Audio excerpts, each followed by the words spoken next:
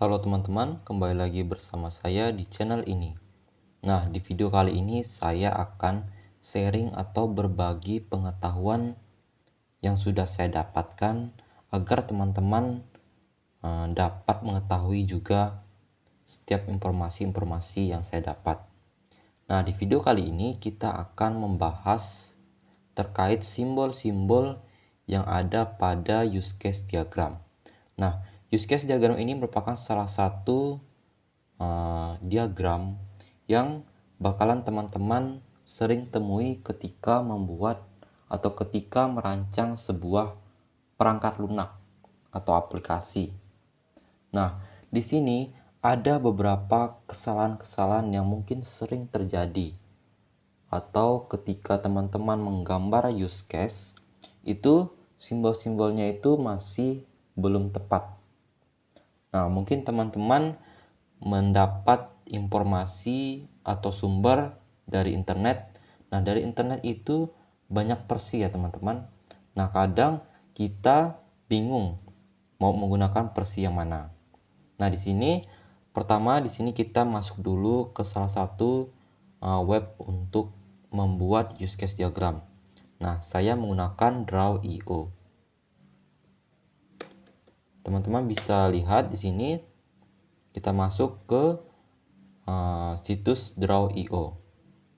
Nah, ini khusus untuk membuat beberapa macam model diagram. Nah, di sini kita pilih saja create new diagram, kemudian kita pilih blank diagram, kemudian pilih create. Nah, selanjutnya di sini kita bisa buat namanya simbol use case. Nah, seperti ini.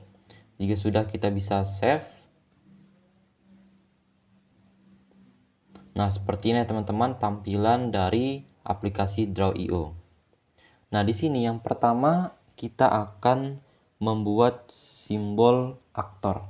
Nah, untuk membuat simbol aktor itu tidak perlu teman-teman ribet-ribet ya. Nah, cukup kita membuat simbol aktor itu seperti ini. Nah, di sini sudah disediakan untuk simbol aktor. Nah, seperti ini ya teman-teman, bisa dilihat. Oke, di sini saya coba perbesarkan layarnya. Nah, seperti ini. Nah, untuk simbol aktor ini cukup seperti ini. Tidak perlu bagus-bagus karena ini hanya sebagai tanda. Nah, oke, berikutnya simbol yang kedua yaitu simbol asosiasi. Nah, simbol asosiasi itu teman-teman cukup garis lurus. Seperti ini, garis absolut. Seperti ini ya teman-teman, bisa dilihat. Oke, di sini saya buat lurus.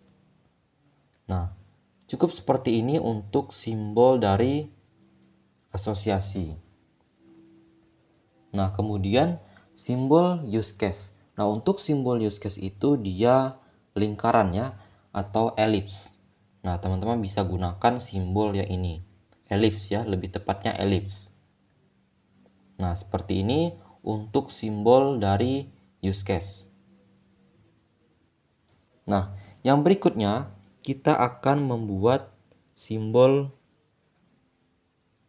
include dan extend. Include dan extend. Nah, include dan extend itu dia simbolnya sama ya teman-teman. Cuma nanti yang berbeda itu arahnya.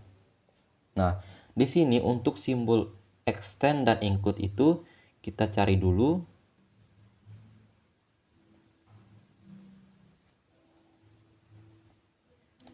Nah, oke teman-teman, ini kita gunakan simbol yang ini ya teman-teman. Nah, untuk simbol include dan extend itu seperti ini ya teman-teman panahnya. Oke, di sini saya geser.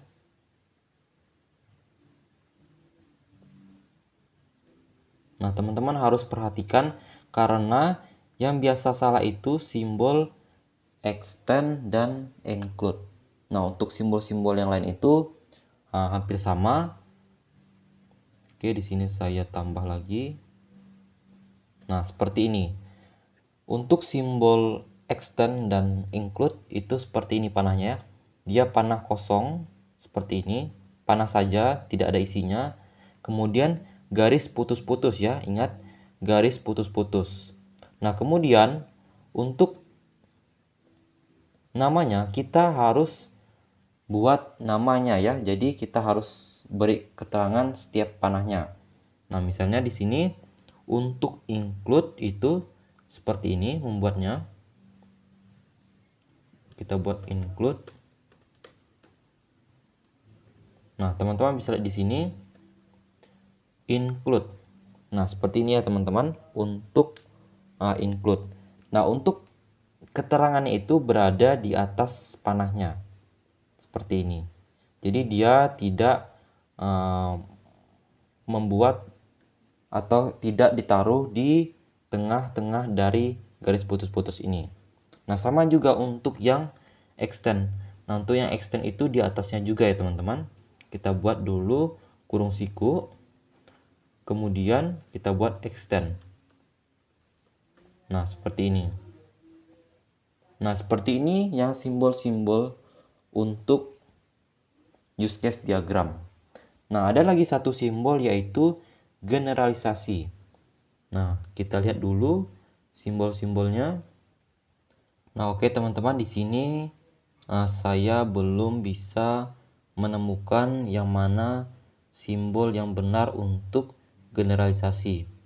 Nah, tapi pada umumnya seperti ini ya teman-teman, contoh untuk kasarnya.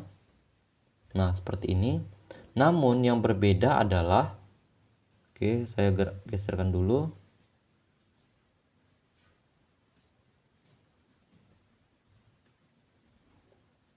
Nah, namun yang berbeda di sini panahnya harus kosong ya teman-teman.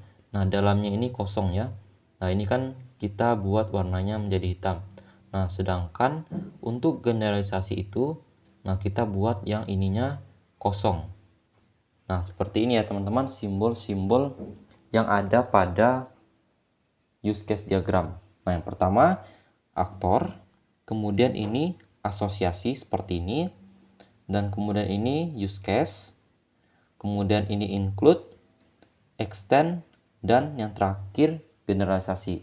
Nah, ini merupakan simbol-simbol yang benar ketika teman-teman membuat perancangan di use case diagram. Nah, kita bisa lihat lagi contoh di internet, misalnya saya ketikkan use case diagram.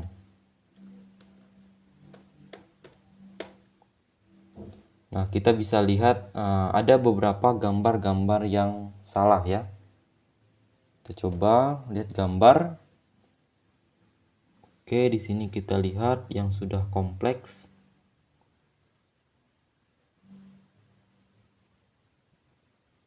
Oke, di sini kita coba lihat ya teman-teman. Kita coba lihat yang ini. Nah, kalau yang ini benar ya teman-teman untuk gambar dari use case-nya. Yang mana ini asosiasi, kemudian di sini untuk simbol extend-nya benar, kemudian untuk include-nya benar, garis putus-putus panahnya, dan ini gambar untuk generalisasi. Nah, di sini dibuatnya juga generalisasi. Nah, ini seperti ini teman-teman contoh yang benar. Nah, contoh yang teman-teman dapat tiru. Kita coba lihat bagaimana penjelasan-penjelasan dari mereka. Kita coba di sini kita menggunakan situs www.waskas.com.